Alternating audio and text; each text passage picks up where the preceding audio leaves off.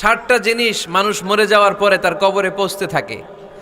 ইন্না মিম্মা ইয়ালহাকুল মুমিন মিন হাসানাতিহি বা'দা মাউতিহি, মানুষ মরে যাওয়ার পরেও যে 60টা জিনিস তার কবরে পৌঁছায় তার মধ্যে একটা হচ্ছে মসজিদান বানাহু, সে যে মসজিদ বানিয়ে গিয়েছে ওই মসজিদের সওয়াব। সুবহানাল্লাহ পড়েন। আপনি টাকা দিয়ে মসজিদ বানিয়ে দিলেন, ওই মসজিদে মুসল্লিরা নামাজ পড়ে, রোজাদাররা এসে ওখানে ইফতার খায়, তাহাজ্জুদ আদায়কারীরা তাহাজ্জুদ পড়ে, তাদের সওয়াবের কমতি হবে না, কিন্তু তাদের সওয়াবের একটা পার্সেন্টেজ সওয়াব যে ব্যক্তি মসজিদ বানালো তার আমল নামে আল্লাহ ঢুকিয়ে দেয়। এজন্য বেশি বেশি মসজিদ বানাতে রাজি আছেন তো? আল্লাহর হাবিব সাল্লাল্লাহু আলাইহি ওয়াসাল্লাম বললেন, সাবআতুন ইউযিল্লুহুমুল্লাহু ফি যিল্লিহি ইয়াওমা লা যিল্লা ইল্লা যিল্লু, 7 শ্রেণীর ব্যক্তিকে আল্লাহ তাআলা কিয়ামতের দিন আরশের নিচে ছায়া দিবে, যেদিন আল্লাহর আরশের ছায়া ছাড়া কোনো ছায়া পৃথিবীতে থাকবে না। সেই দিনটা কি এই দিনের মতো? কিয়ামতের দিনটা আজকের এই দিনের মতো হবে? 50,000 বছর হবে। এটা লেন্থ, এটা ডিউরেশন। কাআন সাফসাফা লা তারা ফিহা ইওয়াজা ওয়ালা আমতা, লেভেল প্লেইং ফিল্ড, তামার জমিন। একটু কল্পনা করেন তো ওই দিনটা কত ভয়ঙ্কর। বাবা ছেলেরে চিনবে না ওই দিন, ছেলে বাবারে চিনবে না, স্ত্রী স্বামীকে চিনবে না, স্বামী স্ত্রীকে চিনবে না, পীর সাহেব মুরিদ চিনবে না, মুরিদ পীর সাহেবকে চিনবে না, নেতা কর্মীকে চিনবে না, কর্মী নেতাকে চিনবে না। হায় হায়, ইয়া নাফসি ইয়া নাফসি বলে কাঁদবে। সূর্যটা মাথার কাছে চলে আসবে, সূর্যের তাপে মাথার মগজগুলো গলে গলে নাকের ছিদ্র আর কানের ছিদ্র দিয়ে টপ টপ করে বেয়ে বেয়ে পড়বে। তৃষ্ণায় মানুষগুলো পাগল পাড়া, জিহ্বাটা বের হয়ে নাভি পর্যন্ত ঝুলতে থাকবে। সেদিন সবাই পাগলের মতো ছুটতে থাকবে, কোনো ছায়া নাই আল্লাহর আরশের ছায়া ছাড়া। আল্লাহর হাবিব বললেন 7 শ্রেণীর ব্যক্তিকে আল্লাহ তাআলা আরশের নিচে ছায়া দিবেন। এর মধ্যে 1 শ্রেণীর ব্যক্তি রাজুলুন কলবুহু মুআল্লাকুন বিল মাসাজিদ, ওই ব্যক্তি যার হৃদয়টা সবসময় আল্লাহর মসজিদের সাথে লেগে থাকে। মসজিদের সাথে যার হৃদয় লেগে থাকে তাকে আরশের নিচে ছায়া দিবে কে? এজন্য মসজিদের সাথে যেন আমাদের হৃদয়গুলো লেগে থাকে।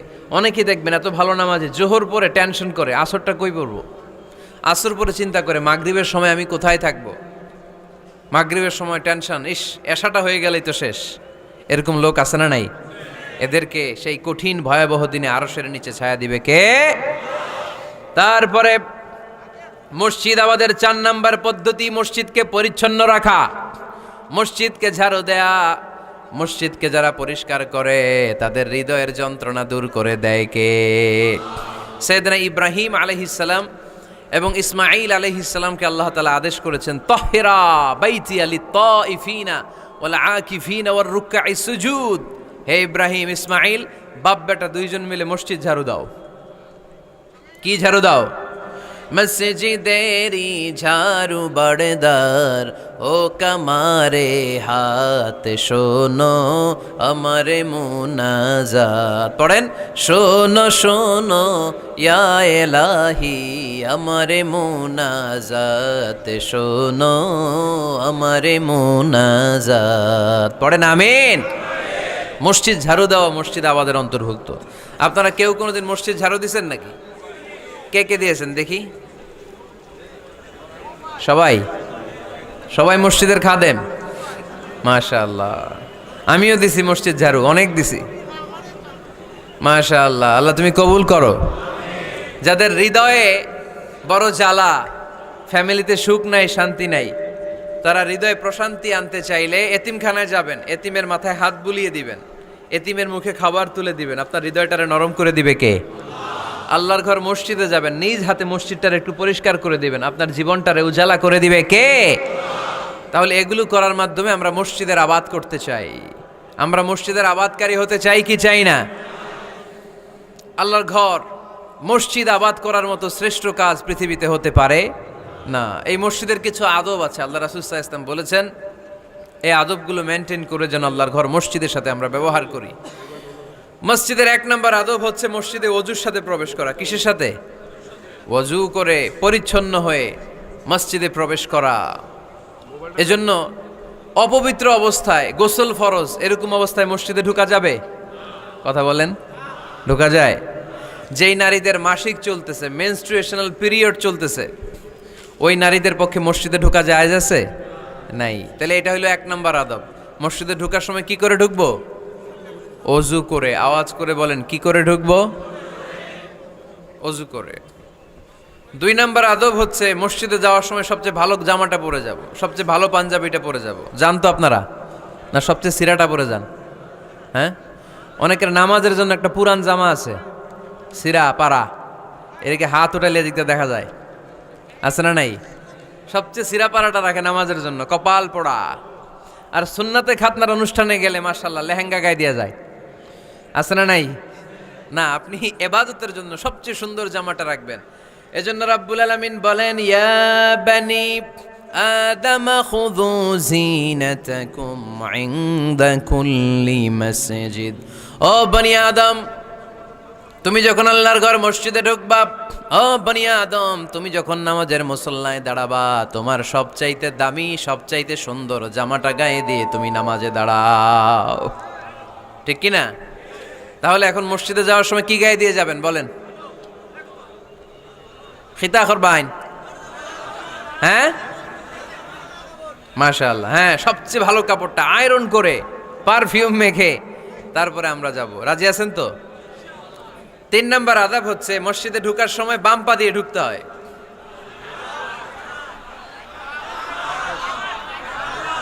কোন পা? আরো জোরে। এদেরকে গুতা মারা লাগে, নাইলে আওয়াজ বাড়ে না, এরকম ভলিউম টাইট করতে হয়। ভলিউম হাই করলে এরপরে বাড়ে, এমনি বলতে চায় না। আর ঘটনা কি? হ্যাঁ, খায় নাই। বদরের যুদ্ধ হয়েছিল রমাদানে, কোনো সাহাবী খায় নাই, না খাইয়া একেবারে সাইজ করে দিছে কাফেরদেরকে। আমরা না খেলেও আমাদের হৃদয়ে ইমানি শক্তি আছে না নেই? এই তো বোঝা যাচ্ছে ইমানি শক্তি আছে। এতক্ষণ আছিল কই? তো মসজিদে ঢুকার সময় কোন পা দিয়ে? এগুলো মনে থাকে আমাদের? ভুলা যাই আমরা, খেয়াল থাকে না তো এগুলা। এত কিছু মনের মধ্যে রাখলে এগুলো মনে থাকবে কেমনে? মসজিদে ঢুকার সময় কোন পা? আরো জোরে। বেরোয়ার সময় কোন পা?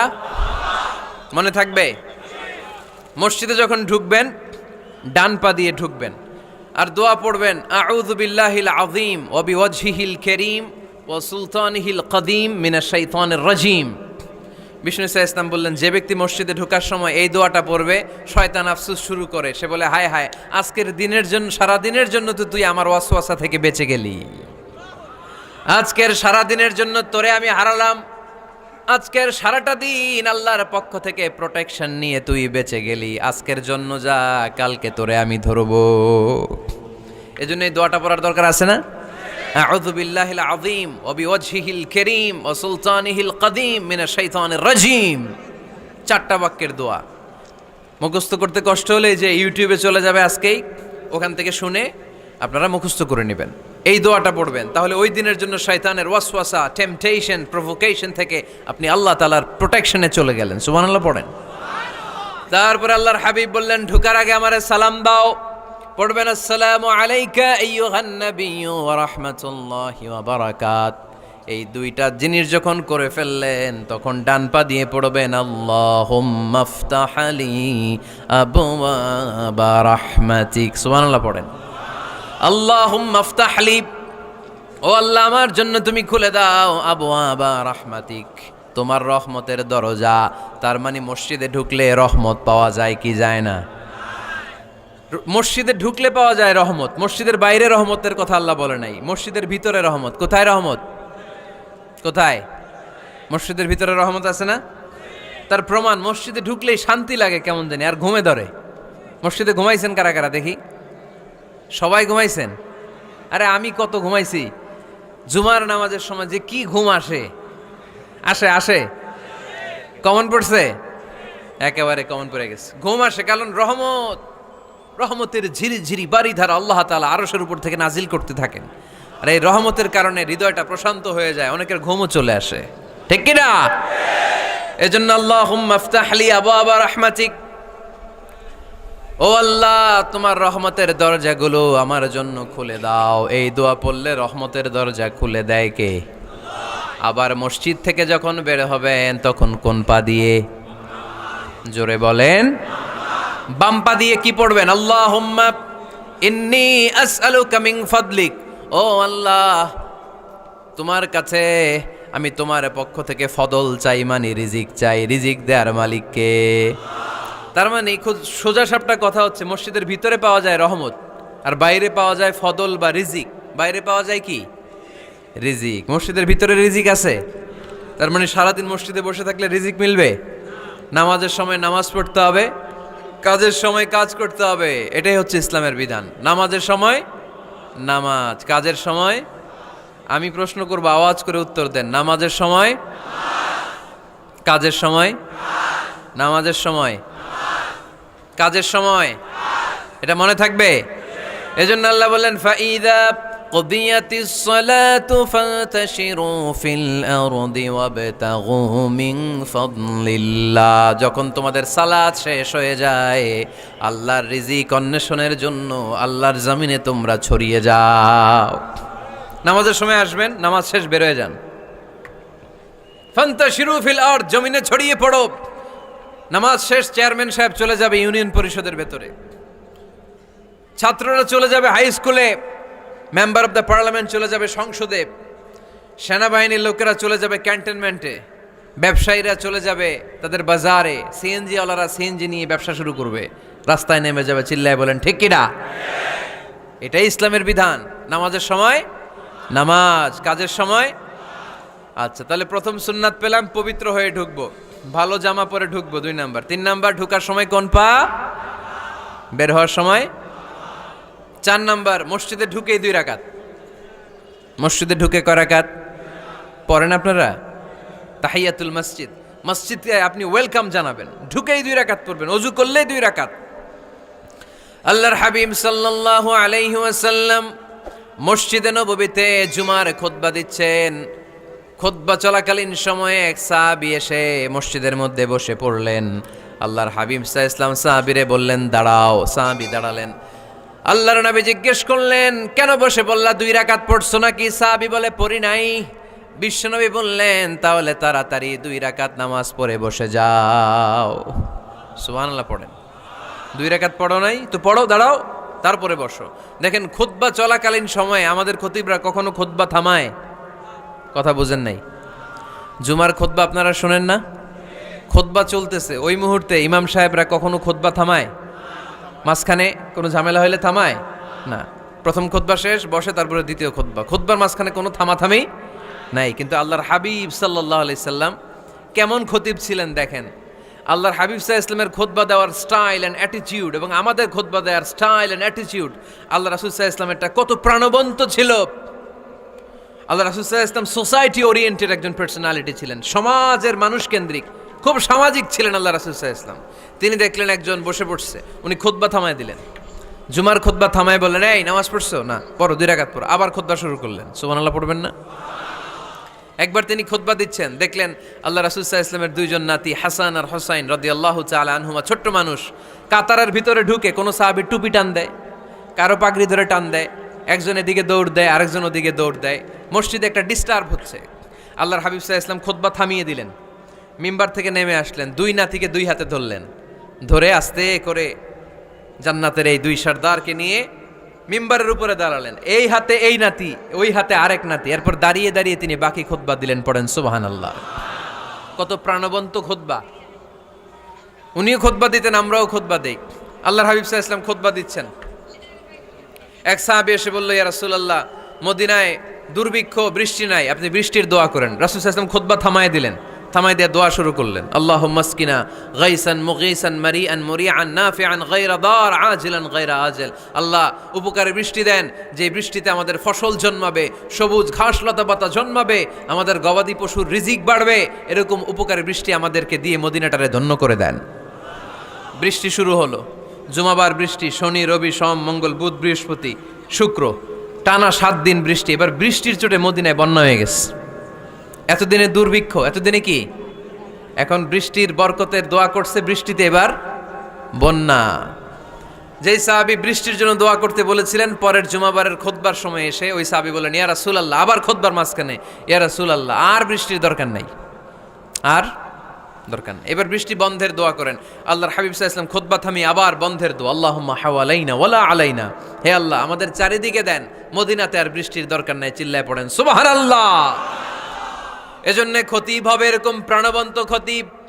সমাজে কি চলে, কি ক্রাইসিস, কি সংকট, ইয়াংরা কোন সমস্যায় ভোগে, আমাদের রাজনৈতিক অঙ্গনে কি সমস্যা, আমাদের অর্থনৈতিক অঙ্গনে কি সমস্যা, আমাদের সামাজিক অঙ্গনে কি সমস্যা, আমাদের পরিবারগুলোর ভেতরে কি ঝামেলা, প্রত্যেকটা কথা মসজিদের মিম্বার থেকে আসার দরকার আছে না নাই? আল্লাহর হাবিব সাল্লাল্লাহু আলাইহি ওয়াসাল্লাম এভাবেই সমাজকে ঠিক করে দিতেন। 2 রাকাত মসজিদে ঢুকে আজকে থেকে আমরা পড়ব। মসজিদে ঢুকলেই কয় রাকাত মনে থাকবে না ভুলে যাবেন?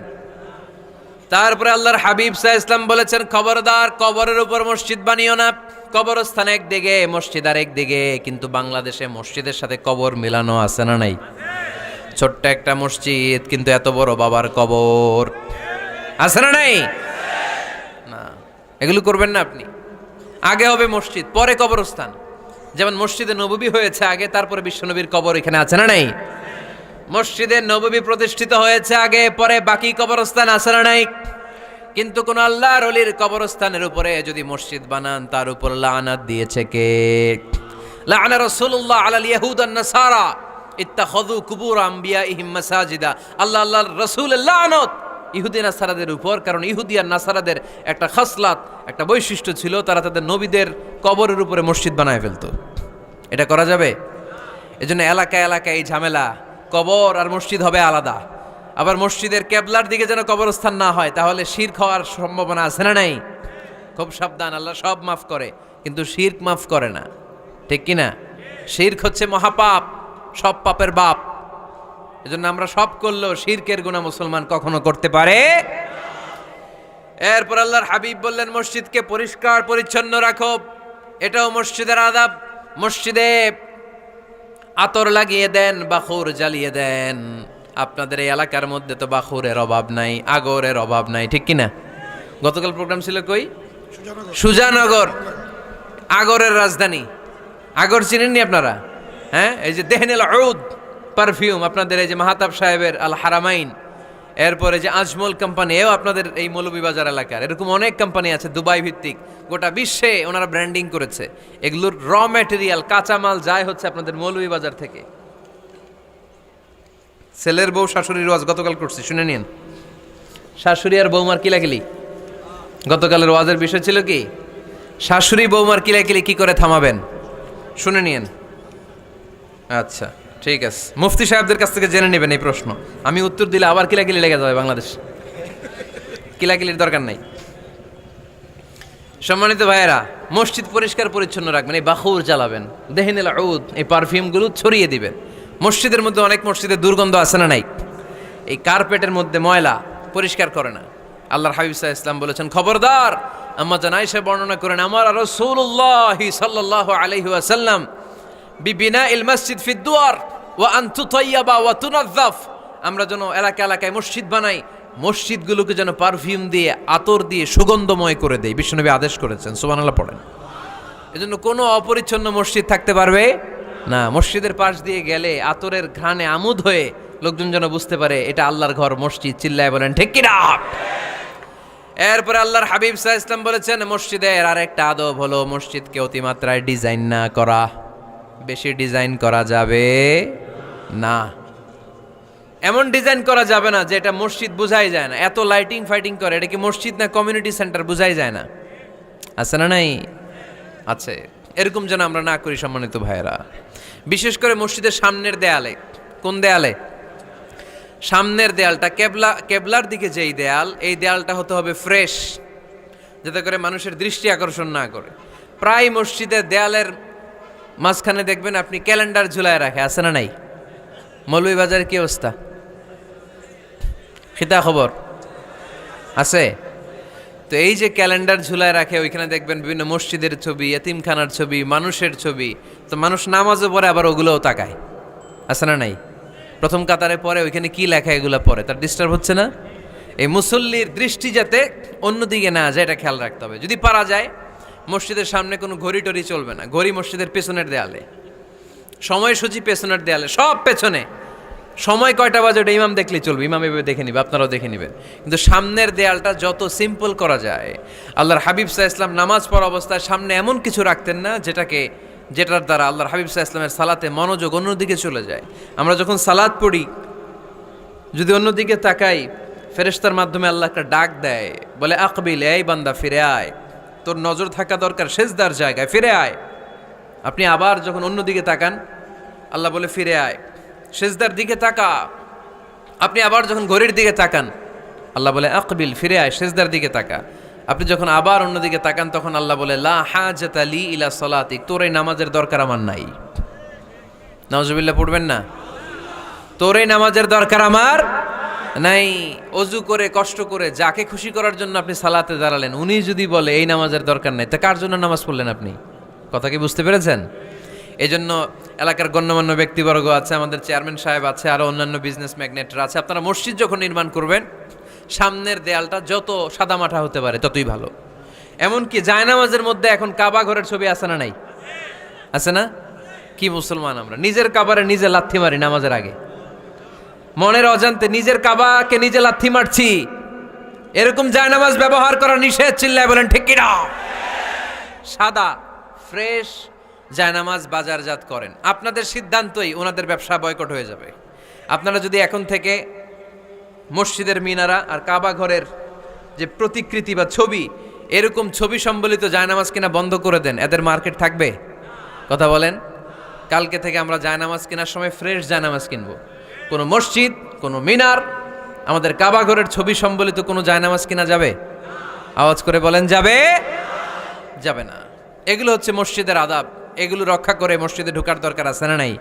তাহলে মসজিদ সবার, মসজিদ আল্লাহর হাবিব সাল্লাল্লাহু আলাইহি ওয়াসাল্লাম খ্রিস্টানদেরকে মসজিদে ঢুকতে দিয়েছেন, আর আমরা মুসলমান ভাইয়ের জন্য মসজিদে তালা ঝুলাই দেই, আছে না নাই? আল্লাহর হাবিব সাল্লাল্লাহু আলাইহি ওয়াসাল্লাম কোথাও গেলেই প্রথমে মসজিদ বানাতেন। কি বানাতেন? মসজিদ বানাতেন। মক্কা থেকে হিজরত করে মদিনায় আসলেন, কোবায় থাকলেন কয়েক সপ্তাহ। কোবা পল্লীতে তিনি মসজিদ বানালেন, মসজিদ কোবা। ওখানে প্রতি শনিবার কেউ যদি অজু করে ওখানে যে 2 রাকাত নামাজ পড়ে, একটা কবুল উমরার সওয়াব আল্লাহ তাআলা তার আমলনামায় দিয়ে দেয়। মসজিদে কোবা বানালেন।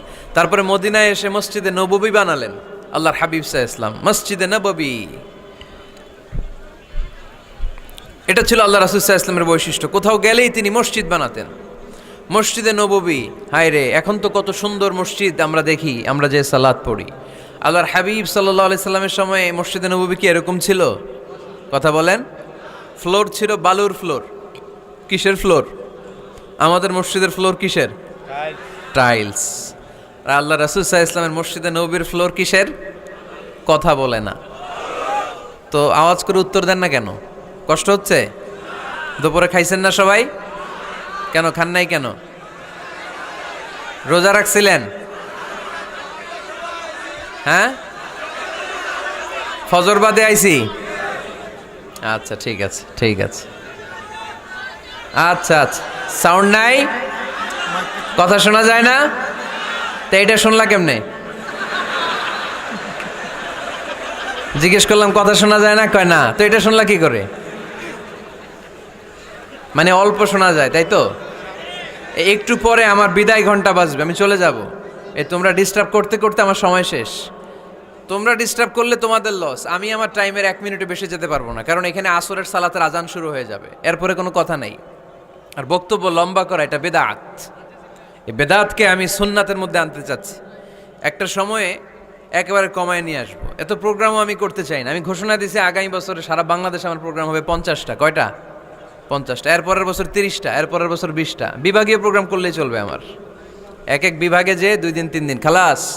এত দরকার না, এত লম্বা চূড়ার বক্তব্যের দরকার নেই। আধা ঘন্টা চুপ করে শুনেন, কয়েকটা মেসেজ ড্রপ করি, take it with you to your home, then practice and apply in the society. নিয়ে যান, আমল করেন, সমাজে কাজে লাগান। সমাজটা আলোকিত করে দিবে কে? খুতাবুকুম তাবিলা সালাওয়াতুকুম কাসীরা। আল্লাহর হাবিব সাল্লাল্লাহু আলাইহি ওয়াসাল্লাম বললেন, কিয়ামতের একটা আলামত, কিয়ামতের আগে তোমাদের বক্তব্য হয়ে যাবে লম্বা, সালাত হয়ে যাবে খাটো। সালাতের পরে তাসবিহ পড়তে চায় না লোকজন, ব্যস্ত, মহা ব্যস্ত, সুপার বিজি। কোত্থেকে আসলে এই ব্যস্ততা? আপনি রবের সাথে মুনাজাত, না যাই ইউনাজি মুনাজাত, আপনার রবের সাথে একাকী নীরবে কথা বলতে মনে চায় না আপনার? তা তো তাড়াহুড়ো কিসের? ধীর স্থির হন, একটু স্থির হন, একটু মনোদৈহিক প্রশান্তি অর্জনের চেষ্টা করেন। সব সময় ব্যস্ত, ধাক্কাধাক্কি, উচ্ছৃঙ্খলা, এগুলো আমাদেরকে শেষ করে দিয়েছে। এজন্য লম্বা চোরা বক্তব্য ঠিক না। বক্তব্য শুনতে আমাদের ভালো লাগে, আমল করতে ভালো লাগে না। বক্তব্যটা শেষেই সিগারেট ধরায়, আছে না নাই? মাহফিল শেষেই বিড়ি ধরায়, কয় চমৎকার ওয়াজ করছে হুজুরে। ওয়াজটা সেরকম হয়েছে, অনেক কণ্ঠ সুন্দর হুজুরের। এতদিন ইউটিউবে দেখছি, আজকে সরাসরি দেখাইছি, আছে না নাই? তো কি লাভ হয়েছে? লাভটা হয়েছে কি? এই যে মাহফিল শেষে বিড়িটা ধরাইলেন আর গেলেন, কোনো লাভ হয় নাই। এগুলো থেকে বেরিয়ে আসতে হবে। বছরের পর বছর আমাদেরকে শেখানো হয়েছে একভাবে, কেউ এই পরিবর্তনের আওয়াজ তোলে নাই। আওয়াজ আপনাকে তুলতে হবে। আওয়াজ তোলার জন্য এত মানুষ লাগে না, আপনি একাই যথেষ্ট। আপনি দাঁড়ান না সামনে, দেখবেন আপনার সামনে কেউ টিকে থাকতে পারবে না, ঠিক কিনা? কিন্তু আপনার শক্ত সিদ্ধান্ত লাগবে, পরিবর্তনের জন্য শক্ত মানসিকতা লাগবে, যে আমি পরিবর্তন করতে চাই। We have to change. যুগ জামানা পাল্টে দিতে চাই না অনেকজন। এক মানুষই আনতে পারে জাতির জাগরণ। এক মানুষই বিপদকালে বাঁচায় কাফেলায়, ক্ষুদ্র ডিঙ্গি বাঁচায় জাহাজ অসীম দরিয়ায়। এজন্য আপনার শক্ত সিদ্ধান্ত পারে আপনার মৌলভীবাজারটাকে দেশের শ্রেষ্ঠ জেলা, শ্রেষ্ঠ থানা হিসেবে আল্লাহর কাছে কবুল করতে, ঠিক কিনা? এজন্য লম্বা চূড়া আলোচনা ঠিক না। ছোটখাটো অল্প কয়েকটা মেসেজ নিয়ে যেতে পারলেই that's enough. One of the minor signs before the day of judgment, your Islamic lectures will be very longer and your salah 5 times a day will be shorter. কিয়ামতের আগে বক্তব্য লম্বা, নামাজ খাটো, তাসবিহ পড়ে না, ব্যস্ত, মহাব্যস্ত। এই মহাব্যস্ততা ছাড়েন, কোরআন সুন্নাহর দিকে ফিরে আসেন। বরকত দিবে কে? বিশ্বনবীর মসজিদে নববীর ফ্লোর বালুর ফ্লোর ছিল, আমাদের ফ্লোর টাইলস। আল্লাহর হাবিব সাল্লাল্লাহু আলাইহি ইসলামের মসজিদে বালি নিচে, এই বালিতেই নামাজ পড়তেন। বৃষ্টি হলে কাদামাটি হয়ে যেত, কাদামাটিতেই সেজদা করতেন। সেজদা করলে কাদার মাটি আল্লাহর হাবিব সাল্লাল্লাহু আলাইহি ইসলামের নাকে আর কপালে লেগে যেত। তিনি সালাম ফিরিয়ে সাহাবাদের দিকে মুখ ফিরিয়ে বসলে দেখতেন প্রতিটা সাহাবীর নাকে আর কপালে কাদার মাটি মিশে আছে। তার মানে প্রিয় নবী সাল্লাল্লাহু আলাইহি ইসলামের মসজিদে নববী ছিল কাঁচা, কিন্তু মুসল্লি ছিল পাকা। আমাদের মসজিদগুলা হয়েছে পাকা, কিন্তু মুসল্লি কাঁচা, ঠিক কিনা? ফজরের সালাতে মানুষ নাই। ইমাম সাহেব আছেন কে কে এলাকায়? দেখি ইমাম, মসজিদের ইমাম, মাশাআল্লাহ। আপনাদের এইখানে ওই মসজিদে ফজরের নামাজে কয় কাতার হয়? 5 জন 6 জন? কেনে এত কম? কেনে? হ্যাঁ, আসে না, আসতে চায় না লোকজন। তো এই যে 5-6 জন ফজরের সালাতে, কল্পনা করতে পারেন ফজরের সালাতে এত কম লোক। ফজরের জামাতে লোক যায় না, এটা একটা মহামারী। যেদিন ফজরের জামাতের দৃশ্য আর জুমার নামাজের দৃশ্য একরকম হয়ে যাবে, ওই দিনই বাংলাদেশে ইসলাম কায়েম হয়ে যাবে। এখন স্লোগান তোলে বিপ্লব বিপ্লব, ইসলামী বিপ্লব। আর ফজরের সময় আমি কম্বলের ভিতরে, আছে না নাই? কোনো বিপ্লব হবে না। ফজরের নামাজ জামাতে পড়ুন, সকালটারে বরকতময় করে দিবে কে? আল্লাহর হাবিব সাল্লাল্লাহু আলাইহি ইসলামের মসজিদ ছিল সবার জন্য উন্মুক্ত, এখানে সবাই আসতে পারত। এজন্য মসজিদ হবে সবার। আমরা মসজিদের আবাদকারী হতে চাই। এজন্য রব্বুল আলামিন বলেন, ইন্নামা ইয়া'মুরু মাসাজিদাল্লাহি মান আমানা বিল্লাহি ওয়াল ইয়াউমিল আখির وأقام الصلاة وآتى الزكاة ولم يخش إلا الله فعسى أولئك أن يكونوا من المهتدين سبحان الله পড়েন। রব্বুল আলামিন বললেন মসজিদের আবাদকারী হবে তারা যারা আল্লাহর প্রতি ঈমান আনে, আখিরাতের প্রতি ঈমান আনে, যারা সালাত কায়েম করে, যারা যাকাত আদায় করে, যারা দুনিয়ার কাউকে ভয় পায় না, ভয় পায় একজনকে। চিল্লায় বলেন তিনি কে? যাদের হৃদয়ে আছে আল্লাহর ভয়, তারা কবু পথ ভুলে যায় না। আল্লাহর প্রেম ছাড়া এই দুনিয়ায় কারো কাছে কোনো কিছু চায় না, ঠিক কিনা? তাহলে যারা মসজিদের আবাদকারী এরা ভয় পায় একজনকে, চিল্লায় বলেন তিনি কে? মসজিদের আবাদকারীদের প্রথম গুণ, তারা আল্লাহয় বিশ্বাস করে, তারা আখিরাতে বিশ্বাস করে, তারা সালাত কায়েম করে, তারা যাকাত আদায় করে, তারা আল্লাহ ছাড়া পৃথিবীর কাউরে ভয় পায় না। আল্লাহ বলেন ফাআসা উলাইকা আইয়াকুনু মিনাল মুহতাদিন, আশা করা যায় তারাই হলো হেদায়েতের রাস্তার উপরে আছে। ঠিক কি না? তারাই মসজিদের আবাদকারী, যারা মসজিদে যায় সালাত আদায় করে। এখন মসজিদের আবাদকারী আপনি হতে চান, আপনি মসজিদে যান না, আপনি আবাদকারী হতে পারবেন? মসজিদের অনেক সভাপতি আছে মসজিদে যায় না, আছে না নাই? মৌলভীবাজারে এই সমস্যা বোধহয় নাই। মসজিদের সেক্রেটারি মসজিদে যায় না, আছে না নাই? তাহলে হইল, এটা হইল, এটা মেনে নেওয়া যায়? এজন্য সভাপতি সাহেবরা, আপনি কষ্ট করে মসজিদ বানিয়েছেন, মসজিদে যাবেন। এই কথা বলেন কেন? এত দিকে বিশৃঙ্খলা হইলে কেমন হবে? বসেন আর অল্প কয়েক মিনিট। সভাপতি সাহেব আপনি মসজিদে যাবেন, সেক্রেটারি সাহেব আপনি মসজিদে যাবেন, তাহলে আপনি সঠিক মসজিদের আবাদকারী হবেন। ঠিক কিনা? আমরা মসজিদের আবাদকারী হতে চাই, ইনশাআল্লাহ। পড়েন উমরানুল মাসাজিদ। মসজিদের আবাদ কি করে করতে হয়? মসজিদ আবাদ করার এক নাম্বার মাধ্যম হচ্ছে মসজিদ নির্মাণ করা। কি করা? নির্মাণ করা। খেয়াল করবেন, আল্লাহর হাবিব সাল্লাল্লাহু আলাইহি ওয়াসাল্লাম বলেছেন, মান বানা মসজিদান মিন মালিহি ফিদ দুনিয়া বানাল্লাহু লাহু বাইতান ফিল জান্নাহ। যে ব্যক্তি নিজের পকেটের টাকা খরচ করে দুনিয়াতে মসজিদ বানায়, আল্লাহ তাআলা তার জন্য জান্নাতে ঘর বানায়। 60টা জিনিস মানুষ মরে যাওয়ার পরে তার কবরে পৌঁছতে থাকে। ইন্না মিম্মা ইয়ালহাকুল মুমিন মিন হাসানাতিহি বা'দা মাউতিহি। মানুষ মরে যাওয়ার পরেও যে 60টা জিনিস তার কবরে পৌঁছায়, তার মধ্যে একটা হচ্ছে মসজিদান বানাহু। সে যে মসজিদ বানিয়ে গিয়েছে, ওই মসজিদের সওয়াব। সুবহানাল্লাহ পড়েন। আপনি টাকা দিয়ে মসজিদ বানিয়ে দিলেন, ওই মসজিদে মুসল্লিরা নামাজ পড়ে, রোজাদাররা এসে ওখানে ইফতার খায়, তাহাজ্জুদ আদায়কারীরা তাহাজ্জুদ পড়ে, তাদের সওয়াবের কমতি হবে না, কিন্তু তাদের সওয়াবের একটা পার্সেন্টেজ সওয়াব যে ব্যক্তি মসজিদ বানালো তার আমল নামে আল্লাহ ঢুকিয়ে দেয়। এজন্য বেশি বেশি মসজিদ বানাতে রাজি আছেন তো? তাহলে মসজিদ আবাদ করার প্রথম মাধ্যম হচ্ছে মসজিদ বানানো। 2 নাম্বার মাধ্যম হচ্ছে মসজিদে যেয়ে জামাতে সালাত আদায় করা। জামাতে সালাতুল জামাআ তাফদুলু সালাতাল ফাযযি বি27 দারাজা। ঘরে নামাজ পড়লে, একা একা পড়লে যেই সওয়াব, জামাতে পড়লে 27 গুণ বেশি সওয়াব। সুবহানাল্লাহ বলতে পারলেন না? হে নামাজি আমার ঘরে নামাজে পড়ো আজ, দিল মে তোমার চরণ তলে হৃদয় যায় নামাজ।